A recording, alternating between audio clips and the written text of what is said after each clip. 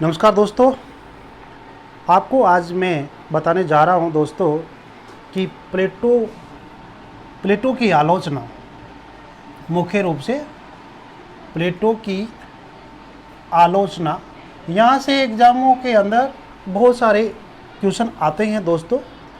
वो देखिए दोस्तों, आलोचना के अंदर सबसे जो मैं पहले जो आलोचना कर रहा हूँ कार्ल पॉपर के अकॉर्डिंग सबसे पहले देख लेते हैं कि कार्ल पॉपर कौन था। कार्ल पॉपर ऑस्ट्रिया का था, वियना में उसका जन्म हुआ था दोस्तों। तो कार्ल पॉपर का थोड़ा जीवन देख लेते हैं। 28 जुलाई 1902 के अंदर कार्ल पॉपर का जन्म हुआ था। वियना मतलब ऑस्ट्रिया के अंदर उसका जन्म हुआ था 28 जुलाई 1902 के दिन। फिर 17 सितंबर 1994 के दिन उसकी मृत्यु हो जाती है दोस्तों। ठीक है, ये उसका एक जीवन परिचय है 1902 से 1994 के बीच, लगभग मतलब 92 साल तक उसका जीवन काल रहा था। उसने राजनीति के क्षेत्र में काफ़ी विचार दिया और वो ये क्या कहता है वो अब देखिए दोस्तों।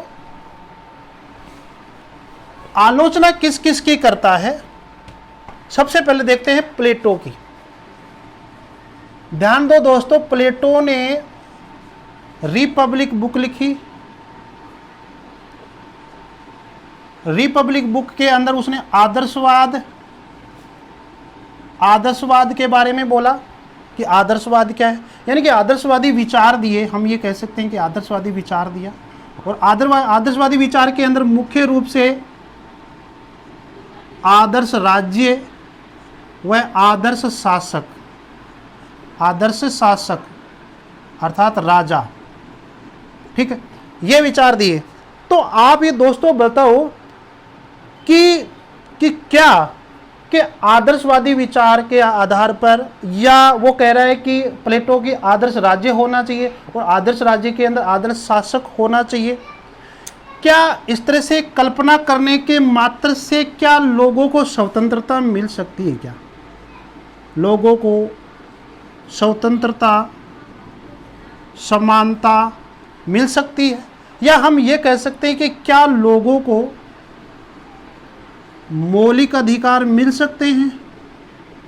नहीं दोस्तों, यही बात कार्ल पॉपर कहना चाहता है कि, और ध्यान दो एक बात और है कि रिपब्लिक बुक के अंदर प्लेटो ने लोकतंत्र की क्या कर दी थी? आलोचना। क्या की थी? लोकतंत्र की आलोचना कर दी थी, क्योंकि उसके जो गुरु थे सुकरात की मृत्यु कर दी गई थी 399 बीसी के अंदर। बीसी का मतलब ईसा पूर्व के अंदर। एथेंस की जो जनतंत्रीय सरकार थी, जो प्रजातंत्रीय सरकार थी, उसकी आलोचना कर दी थी प्लेटो के गुरु सुकरात ने। तो सुकरात को प्राण दंड दे दिया गया था। ठीक है दोस्तों, तो किसने दिया? कौन सी सरकार ने दी? प्रजातंत्रीय सरकार ने, अर्थात जनतंत्रीय सरकार ने। तो इसलिए वह प्रजातंत्र का यहाँ पर किसी प्रकार का उल्लेख नहीं किया। वो ये कहा कि राजतंत्र ही अच्छा है, राजतंत्र शासन प्रणाली, जबकि प्रजातंत्र क्या है? पथभ्रष्ट है, निरंकुश है, बेकार है। ठीक है, इससे भला नहीं हो सकता प्रजातंत्र। तो वह राजतंत्र शासन व्यवस्था को अच्छा माना। और राजतंत्र कैसा? आदर्श राजतंत्र, आदर्श राजा का राजतंत्र। तो क्या इस तरह से आदर्शवादी विचारों से क्या स्वतंत्रता, समानता, अर्थात जिसको अपन मौलिक कर्तव्य कहते हैं, क्या मौलिक कर्तव्य व्यक्ति को मिल सकते हैं? नहीं दोस्तों, ये बात कौन कह रहा है? प्लेटो ने कहा कि कार्ल पॉपर ने कहा कि प्लेटो ने अपने आदर्श राज्य की जब कल्पना की थी रिपब्लिक बुक के अंदर, तो उसने केवल आदर्शवादी ही विचार दिए। धरती के ऊपर ऐसी कोई चीज़ हुई नहीं। अर्थात उसने लोकतंत्र की भी क्या कर दी थी, आलोचना कर दी थी, क्योंकि लोकतंत्र में लोग क्या रहते हैं, स्वतंत्र रहते हैं, जबकि राजा के तंत्र में या राजतंत्र शासन प्रणाली में लोग स्वतंत्र नहीं रह सकते।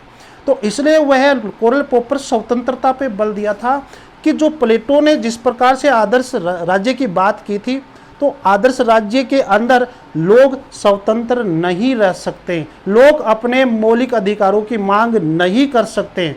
तो स्वतंत्रता पे ज़्यादा बल दिया था कोरल पॉपर कि इस प्रकार से आदर्शवादी विचारों के कारण लोग स्वतंत्र नहीं रह सकते, स्वतंत्र रूप से विचरण नहीं कर सकते, स्वतंत्र रूप से कहीं घूम नहीं सकते मेरे दोस्तों। इसलिए उसने स्वतंत्रता का कहीं ना कहीं प्लेटो ने क्या किया था, दमन किया था, यानी कि वह समाज के अंदर, राज्य के अंदर, देश के अंदर स्वतंत्र रूप से लोग नहीं रह सकते, अपने अधिकारों की मांग नहीं कर सकते।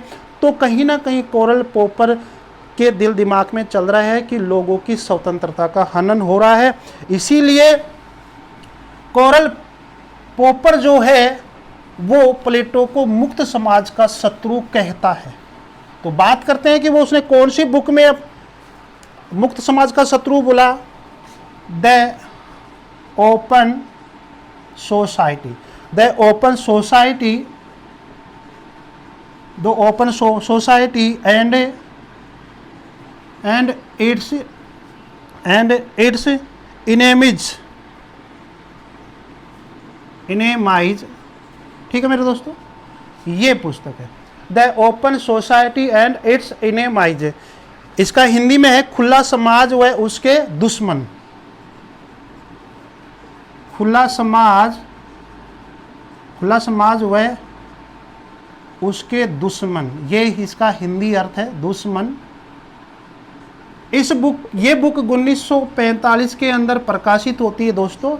इसी बुक के अंदर वह प्लेटो को मुक्त समाज का शत्रु कहता है। तो कोरल पॉपर ने इसी बुक के अंदर प्लेटो को मुक्त समाज का शत्रु कहा है, क्योंकि प्लेटो ने अपने आदर्श राज्य में स्वतंत्रता के बारे में बात नहीं की। उसने निरंकुश राजतंत्र प्रणाली की बात की, लोकतंत्र की बात नहीं की। लोकतंत्र में ही व्यक्ति स्वतंत्र रूप से अपना विकास कर सकते हैं, समाज का विकास कर सकते हैं। तो उसने कहीं स्वतंत्रता की कोई बात ही नहीं की, और स्वतंत्रता के बिना व्यक्ति खुले रूप से समाज का विकास नहीं कर सकता, अपना विकास नहीं कर सकता। इसीलिए कोरल पॉपर ने प्लेटो को मुक्त समाज का शत्रु कहा। लेकिन ये क्वेश्चन बहुत अच्छा क्वेश्चन है, यहाँ तो कोई बात नहीं, लेकिन कभी कभी प्रश्न यहाँ घूम के आता है। प्रश्न कैसे आता है? प्रश्न ये आता है कि कोरल पॉपर ने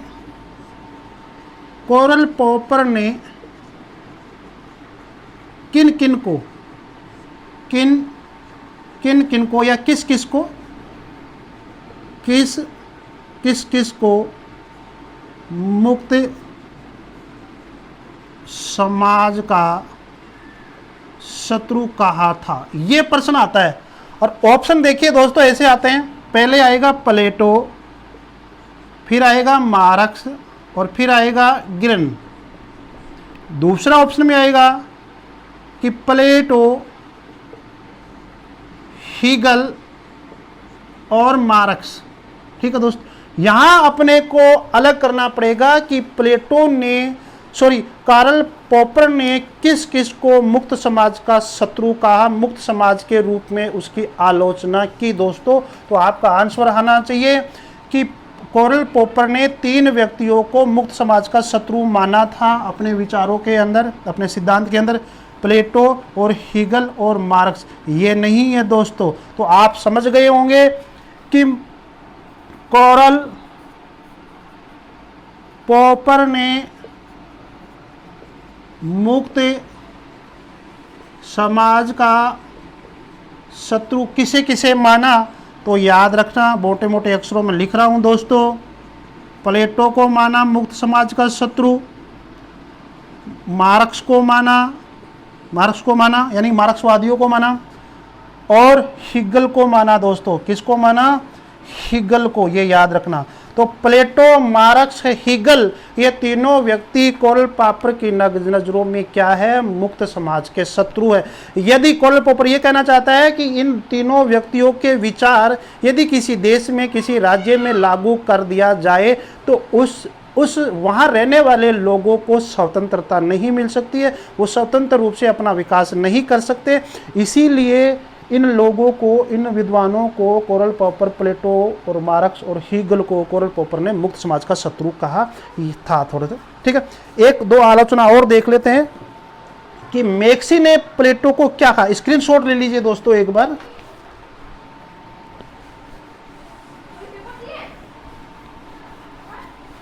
मैक्सी ने क्या कहा,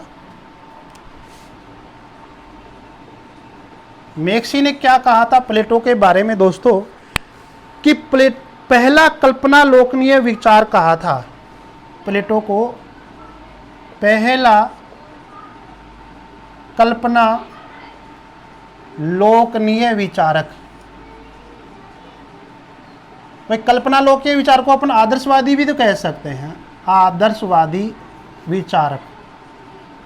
ठीक है मेरे दोस्तों, तो आपसे पूछा जाए कि पहला कल्पना लोकनीय विचारक या पहला आदर्शवादी विचारक प्लेटो को किसने कहा, मैक्सी ने कहा था। ये तो एक आलोचना तो होगी कि वो आदर्शवादी विचारक था, उसके आदर्शवादी विचारों से कुछ नहीं हो सकता, तो ये मैक्सी ने इसकी क्या की थी, आलोचना की थी। तो याद कर लेना, प्लेटो को पहला कल्पना लोकनीय विचारक किसने कहा था, मैक्सी ने कहा था। एक हन्ना आरेंट ने क्या कहा मेरे दोस्तों, Hannah Arendt, Hannah Arendt, Hannah Arendt एक महिला है, ये हन्ना आरेंट पुरुष नहीं है मेरे दोस्तों। और प्लेटो को क्या कहा, फांसीवाद का दार्शनिक प्रेरक। प्लेटो को फांसीवाद का